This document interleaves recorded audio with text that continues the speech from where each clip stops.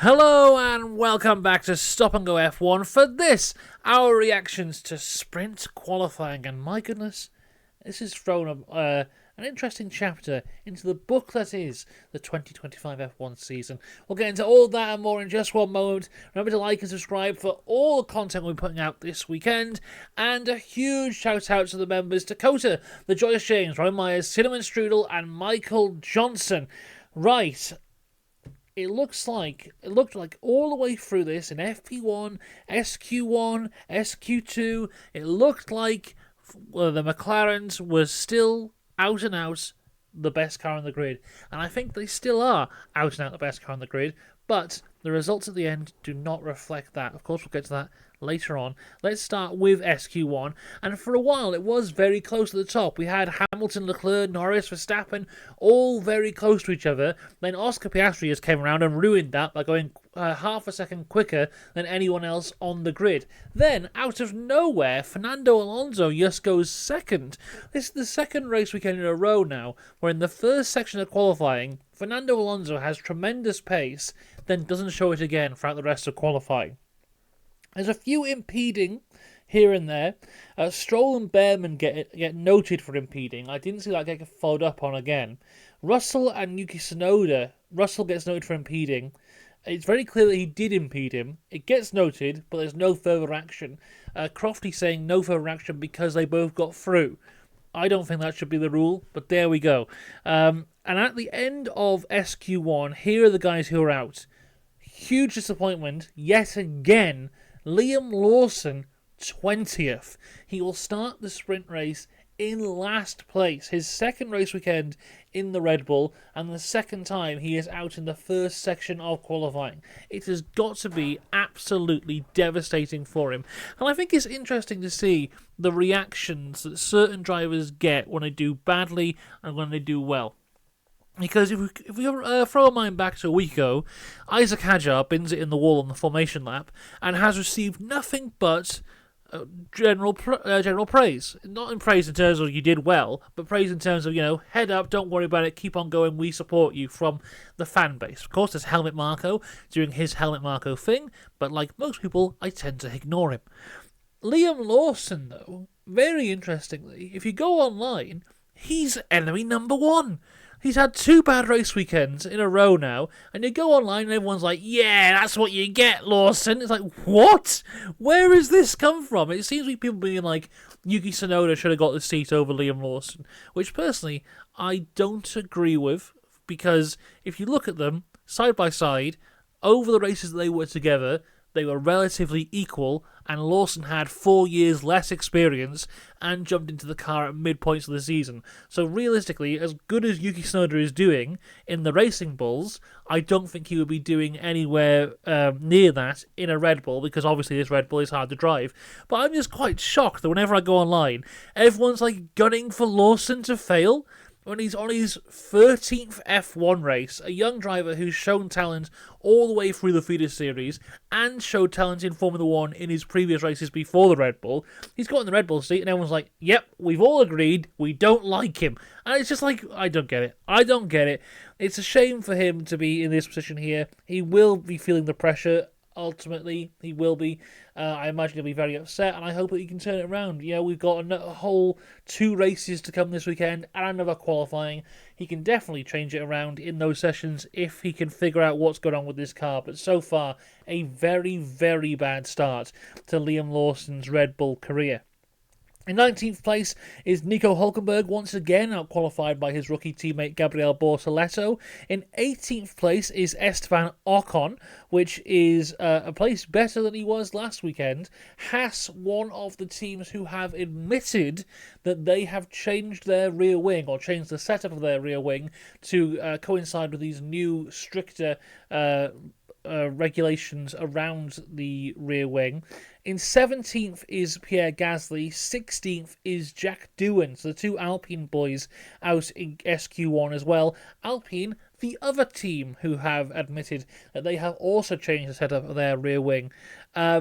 What they are saying here, though, is that the reason they were out in SQ1 was nothing to do with the rear wing, but because they were both blocked on their lap. I didn't see them get blocked on the lap, But the good news here for Jack Doohan is he did out-qualify Pierre Gasly.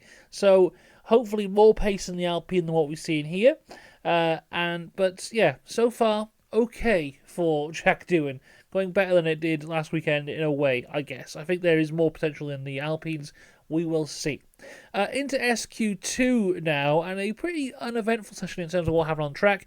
But as we cross the line, in 15th place is Isaac Hadjar.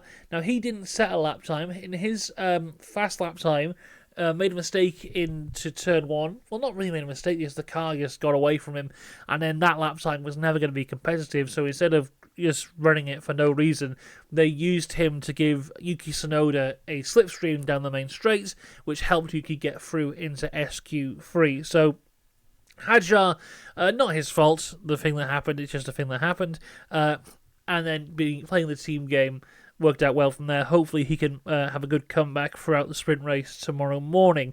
Gabriel Bortoleto in 14th place. 14th place you may think not that great, but for a Sauber, very good. Continues to impress. Once again beats Nico Hulkenberg, who we know is a fantastic qualifier. So Bortoleto continues to impress me, at least. Very good from him there. Carlos Sainz, a surprising 13th, beaten by Alex Albon again. Albon, a fire lit underneath him, it seems, at the minute. But yeah, Carlos Sainz in 13th place. A great lap from Ollie Behrman puts him in 12th. Really, really recovering from the awful Australian Grand Prix that he had. So good to see that from Behrman. And then in 11th is Fernando Alonso. Despite showing that brief speed at the start of SQ1, did not carry through to SQ2 and has been beaten by Lance Stroll. Then we go into SQ3, and this is our top 10. So Lance Stroll is in 10th, Alex Albon in 9th. 8th is Yuki Tsunoda. In 7th is Kimi Antonelli. The Mercedes have had a really, really weird weekend where they looked quite good in free practice. They looked all right in SQ1, but the further we've got into the weekend, the less performance they've had. Kimi Antonelli finishing 7th here in SQ3. In 6th is a surprising one. It's Lando Norris, our championship leader. He had to abandon his fastest lap, but even his first lap in SQ3 wasn't the fastest, about 4 or 5 tenths off the back of Oscar Piastri. So Lando leaving a lot on the table here. In 5th is George Russell. 4th, Charles Leclerc. 3rd is Oscar Piastri. In 2nd place is Max Verstappen, but by 0.018, Lewis Hamilton is on pole for the sprint race, his first kind of pole in a Ferrari.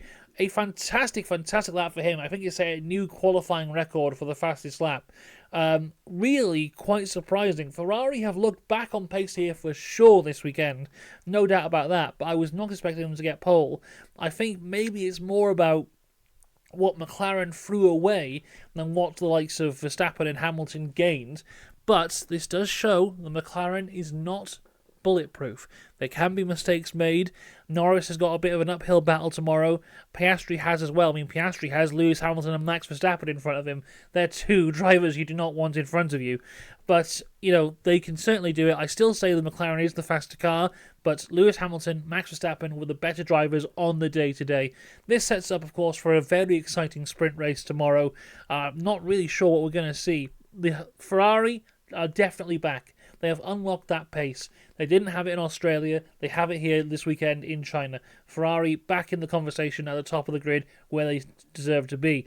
Max Verstappen, yet again, is doing something magic with that Red Bull. Liam Lawson is last. He is 0.018 off of pole position. Max Verstappen is something special. Not breaking news in any way. Oscar Piastri, I don't know what happened there.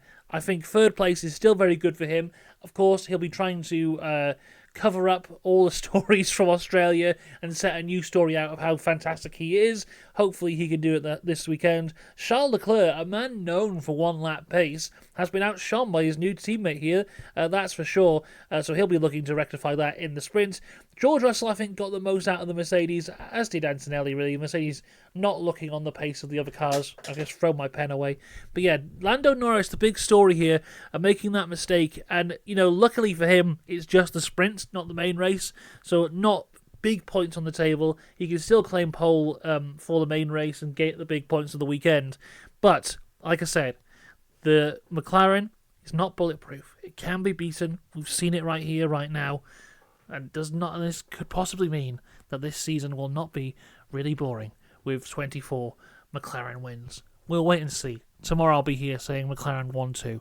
I'll see you then. Until then, though, have a good one. Goodbye.